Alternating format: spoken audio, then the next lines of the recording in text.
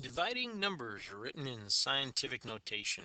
Just with each type of problem, a couple of things that we need to take care of and do if we get a final answer to simplify each of the problems where we're dividing scientific notation numbers. First thing is you notice that in all three of these we have on the numerator we have an 8 times 10 to the sixth, and in the denominator we have 2 times 10 squared. So in each, and we have a number over a number times 2 powers of 10. And it's the same in all three of these problems that we're going to do.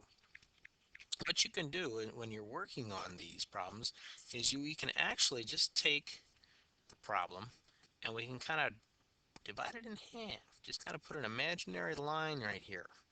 Now you're going to create two different problems. The first problem that you're going to create is you're going to take the numbers 8 divided by 2, because it is a fraction. Fractions tell us to divide. Well, 8 divided by 2, I know to be 4. So I can say, all right, that part of the answer is going to be 4. And then I can say times. And now I'm going to divide with the exponents and the same basis. Both have a base of 10. That means I can subtract my exponents, so I can do 6 minus 2, and 6 minus 2 being 4.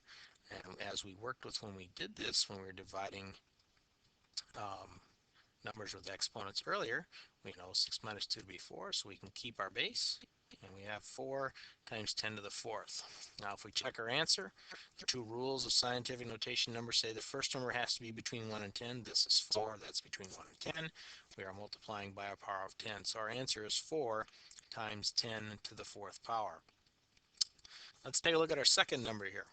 All right, I have 9.3 times 10 to the negative ninth divided by 3 times 10 squared. Now, if you're not sure what 9.3 divided by 3 is, then take the calculator and just type in 9.3 divided by 3, and I see I get an answer of 3.1. Hey, that's a good thing. That's a number between 1 and 10, so I won't have to do any adjusting of my exponent on the power of 10. My answer then is times. All right, now I still have to subtract my exponents again, so I have negative 9 minus 2. All right, there's our friends with our negatives and a minus sign. So let's remember our phrase that you taught years ago that said same, change, change. Now I have negative 9 plus negative 2. That gives me a total of negative 11, so I will keep my base of 10. And now I have an exponent of negative 11. All right. Now those two problems work out very nice. We have a positive exponent on one, we have a negative exponent on the second. Let's look at the third problem. Look at the numerator number here, 1.2. Well, 1.2 is smaller than 4.8. So that will lead us to an answer that's probably going to be less than 1. That means we're going to have to, after we do our dividing, we're going to have one more step to do.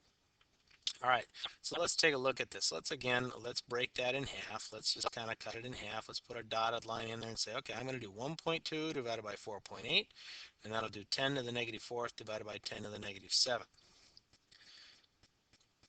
1.2 divided by 4.8. If I don't know that off the top of my head, if I can't see what that answer is going to be, again, take your calculator, clear it out.